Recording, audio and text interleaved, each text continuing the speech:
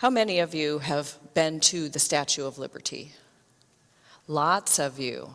Online, go ahead and lift up that little hand so that people online can see if you've been there. Now let's just remember why that statue is there.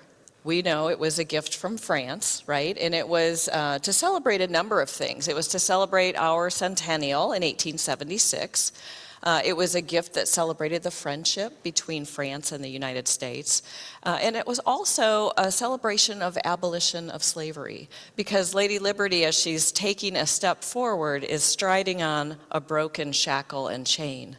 And so there are a number of reasons why that statue came to be. But today we see it as something a little bit different because of the words of Emma Lazarus. Now, Emma Lazarus was a fifth-generation Jewish New Yorker. Her great-great-grandparents were immigrants. And she grew up in a large family in a beautiful home. She had lots of advantages, and she was very well educated. Her parents valued education highly. So she could speak French, she could speak German, and she loved words. By the time Emma Lazarus was 16 years old, her father had put together a book of her writings that was over 200 pages long. So words were her friend, and she loved to use them. She loved to write poetry. Now, during her lifetime, the population of New York City more than doubled. Not just from immigrants, although there were lots of immigrants coming in, but also people from the surrounding countryside were coming into New York to work in the factories. There was, the Industrial Revolution was getting started, and more people were flooding the city. And there were also shiploads of immigrants arriving, and one ship in particular Emma was fascinated with because they were Russian Jews that were escaping the pogroms of 1881, trying to get to a place that was safe. And when they arrived, everybody in New York said, "What are we going to do with all these immigrants? There's so many of them, and we can't understand their language. They talk funny, and they dress funny, and they're going to steal our jobs," just like we do today. Not much has changed, has it? So the New York City decided they would send all of these Russian Jewish immigrants to Ward Island on the East River. They had a large building there, they had a hospital, and they just kind of stranded them on this island until they could figure out what to do with all of these immigrants. Now, Emma felt a little heartbroken over all of these Jewish people who were stuck on this island, and so she traveled back and forth to that island to try to help those immigrants. And she could not speak Russian, so they could not speak the same language, but somehow she connected with them, and she began to work with them to find housing and jobs and to get them assimilated into New York and not leave them on this island. Now, about the time that she is doing all of this work, there's all kinds of fundraising going on for the Statue of Liberty. In France, they're raising funds to actually construct pieces of the statue to be shipped over. And in the United States, there are fundraising events going on all over to build that big foundation on which she stands. And it looked like it might not happen. They were running out of money, they didn't have enough resources to build this statue and to accept this gift from France. Now, one of Emma's friends decided to collect manuscripts and auction them off to raise money for the foundation for the statue. And so she asked Emma to write a poem about the statue. And Emma said no. She said, "I don't have time to write a poem for a statue. I am doing work here with all of these Russian immigrants. I'm helping them. That is way more important than writing a poem for a statue." But her friend said, "But think about it, Emma. Think about all the immigrants that will come after this. The first thing they will see is this Statue of Liberty, and it can be a welcome to them." 2 days later, Emma returned with the poem written, "The New Colossus." Now, of course, if you've looked up the old Colossus, you'll know that that was a large statue on the Isle of Rhodes that had collapsed 200 years before Jesus was born. And it was a male figure, the god of the sun, and it was a defiant or defensive posture. It was a conquering kind of statue that spoke of power. And she knew that that is not what she wanted for this new Colossus. Lady Liberty. Emma wanted to juxtapose those two statues, and this statue was to be the one that was welcoming, the one that was not standing for power or control or domination or even for Christianity. This was simply a welcome for everyone, no matter who they were. Emma published that poem, and it was put in that manuscript that was sold at auction, and then it was largely forgotten about for several years. Now, that sign of welcome is a very important part of the fabric of our country and of our faith. Because in the Bible, it is so clear, there is no doubt that the message we are to learn from our Bible is that we must welcome the stranger. There are no ifs, ands, or buts in there. It is clear. Now, our reading today comes from Exodus, and you can find scripture about welcoming the stranger all throughout the biblical text, in Deuteronomy, in Exodus, in Ezekiel, and into the New Testament, when Jesus uses the parable of the Good Samaritan. He challenges people to see in the face of the foreign man someone who is willing to help. And then in Matthew 25, we see it again when Jesus tells the story of the sheep and the goats. The sheep are on his right, the goats are on his left, and the king says to the sheep, "Now, you welcomed me.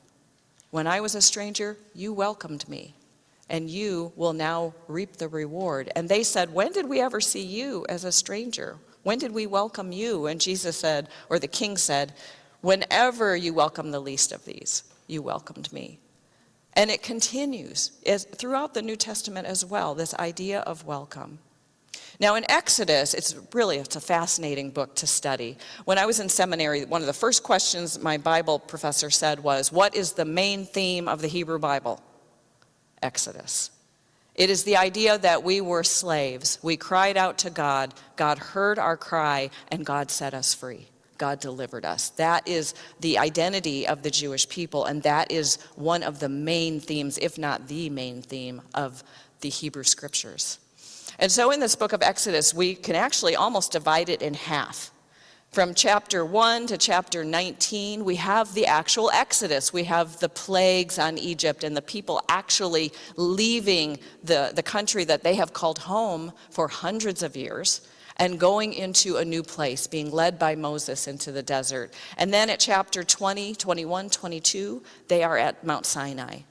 And God here makes an unusual, gives an unusual invitation. God wants to dwell with the people. God does not want to be a God that's far away. God wants to be close. And so God gives Moses 10 statements, 10 commandments that we are to keep to be holy so that God can live with us. And that's in Exodus 20, but in Exodus 21 and 22, God gives another 52 commands. I'm sure you don't have those memorized. But that's where our reading came from today. One of those 52 that tells us not just how to be in communion with God, but also how to be in community with one another. And in that section, we have God saying, "Welcome the stranger. Do not harm those who come to you seeking refuge or a new place. And if you do, I will hear and I will respond."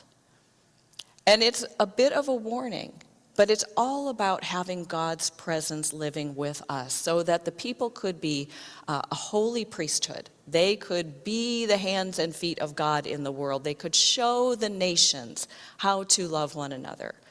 And so it was very important that the people kept those commands. And of course they did not. And so the biblical story continues.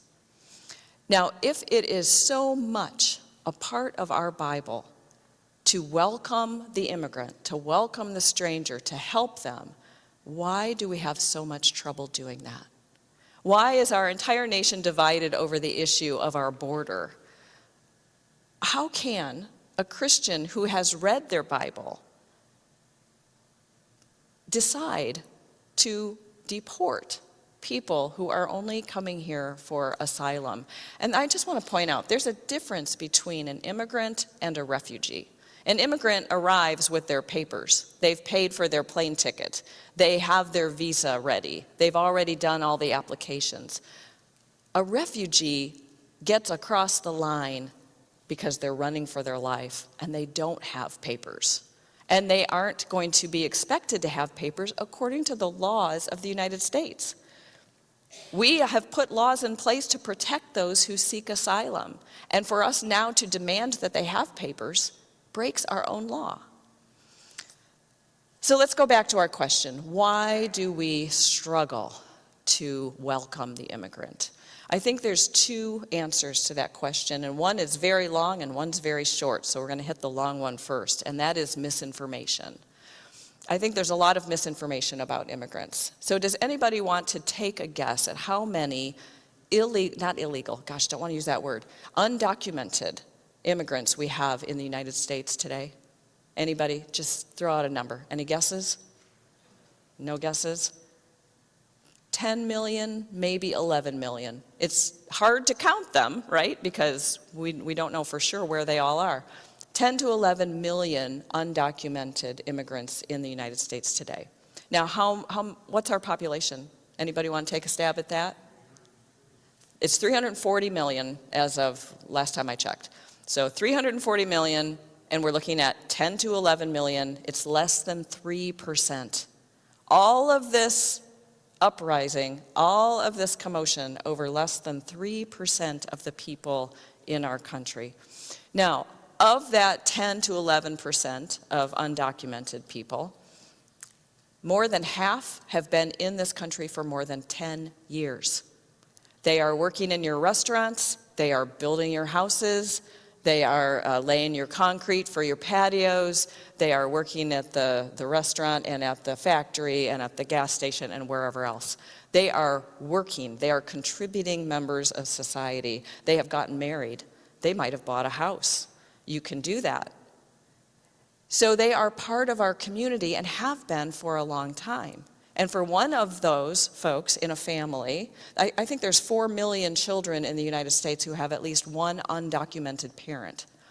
So for that parent to be taken from that family and shipped to who knows where is a trauma that God says in our reading today, God will hear from heaven. So we have a very small population of folks who have been here for a long time.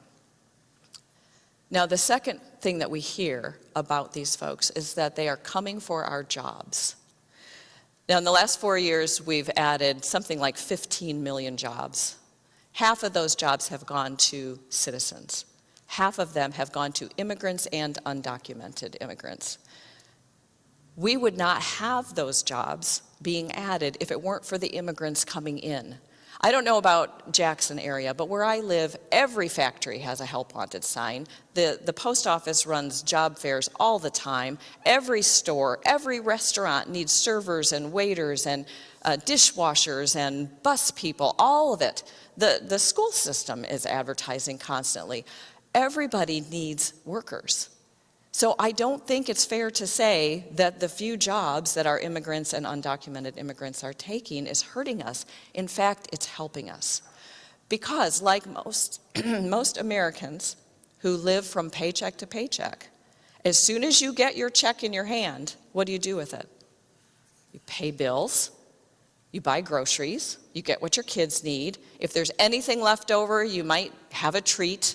You're spending your money, putting it right back into the economy and fueling the economy more. So they are helping. Now, the next question that comes up is, what about taxes? Are they paying taxes? Now, I know I'm preaching to the choir because you all probably know this stuff. Yes, they are paying taxes. They may be undocumented, but they have a taxpayer ID number, and they are paying into even Social Security and Medicare, which is an ethical problem for us Christians because they're paying into a system they will never be able to receive benefits from. Now, somebody can check this for me. I looked this up. Actually, let me give you some resources right now. These are the sources that I went to for this, all these statistics. One is Reverend Craig Mooson who is I think he's a United Church of Christ minister who's a retired lawyer and had a podcast called Lawful Assembly where he just set about trying to get information out to people. Another is the Pew Research. Another is Stanford University. And I want to say Center for Migration Studies provided a lot of the information. But this is what surprised me, that every year, $16 billion are contributed into Social Security and Medicare by immigrants and undocumented. Can you imagine? $16 billion. What happens to Social Security if we are trying to send all of those folks to some other place? When we're tearing apart their families. This is not a good plan. It is playing on the fears that people have of people coming into their country and taking over. Well, less than 3% are not going to take over. Okay, so we've talked about how many there are. We've talked about whether or not they're taking our jobs when they're actually helping us increase the number of jobs. We've talked about them paying taxes. And by the way, I called my mom last night and I said, when we had migrant workers every single year when I was growing up on the farm, did you withhold taxes from their checks? Oh, yes, she did. She did. They had taxpayer ID numbers, and she withheld taxes. So I know that they are paying taxes. I'm trying to remember what the last thing was. There's one other thing. Oh, are they criminals? Oh, my goodness. No, they are not eating your cats and dogs, and they are not criminals. People who are running from violence are looking for a second chance. They're not coming over to hurt us. So Stanford University did a study. Over the last 150 years, the rate of incarceration for undocumented immigrants and immigrants is lower than the rate of incarceration for United States citizens, which means you are more likely to be robbed or attacked by somebody who was born in the United States than you ever are by someone who is not. 150 years of this. So they're not criminals, and they're not taking your jobs, and they are paying taxes, and they are contributing to the economy, and yet we still struggle with welcoming them. We still wonder, what do we do? Well, maybe what we don't do is build larger detention centers so that we can just imprison people when they get across the border. Maybe we take that money and build a pipeline to make it easier for them to become a citizen instead of making it more difficult. Right now there's like 12 steps. I could go on and on. We have made it incredibly difficult for people to do all the steps in the proper time and pay all the fees associated in the court to become a citizen. I can see where many of them would just give up. So what if we did that instead? Now, that's the long answer to why we kind of struggle with immigrants and welcoming them. It's because we have the wrong information. The second reason is really simple, and that is our mindset is that we have a pie, and all of our resources are in this one pie, and if we slice it up, everybody gets a piece, but if all these other people come in, we have to slice our pie smaller and smaller and smaller, and pretty soon we don't have enough. Right? Have you heard that? And we see it sometimes in the classrooms when teachers are given resources for 25 students, and then when school starts, there's 35. And a few of them are brown students from another country or students that speak a different language. And now the teacher is expected to stretch those resources from 25 kids to 35 with no help. Who do we blame for that? We blame the immigrants. They shouldn't be here. But what about our school board? What about our local government? What about our state funding? Why aren't we going to them and saying, hey, we have more students than you've given us money for? In the meantime, the state is busy sending dollars to voucher programs for parents to send their kids to private schools, and they are defunding the public school. This is not the immigrants' fault. This is our fault. Now here's what Reverend Mooson suggests that we do. Instead of thinking about the pie and the slices being smaller and smaller, let's look at this situation as if it is a potluck. Now today we've got a potluck coming up. Super Sunday, right? Crockpot Sunday. Think of all of the people coming into this nation as people bringing resources. People who are bringing Quesadillas, my favorite thing in the world, right? People bringing their skills and their gifts and their contributions to one big table. The pie doesn't matter anymore when everyone's gifts are welcomed and brought in. And I think that is what Emma Lazarus was trying to say to us when she talked about in her poem, The New Colossus, that we would take anybody. That you can bring me your refuse, bring me those who are homeless, bring me anybody, and they are welcome here. She is a sign of enlightenment as she lifts up the lamp beside the golden door. This is a home for you. That's what she is saying. How have we forgotten that? My grandparents sailed into that port. They saw the statue when they arrived. And if they had not come and found their way into this country, I would not be here. And I am imagining that just about every one of you can say the same. We are all immigrants, and we all need to welcome everyone who comes. Now, there was a classroom of students who studied Emma Lazarus and the Statue of Liberty, and their teacher asked them to say the words that they would say if they were writing a new poem for the Statue of Liberty. And Patrick is going to play a video for us to close our message this morning with the words of these children. Let's listen.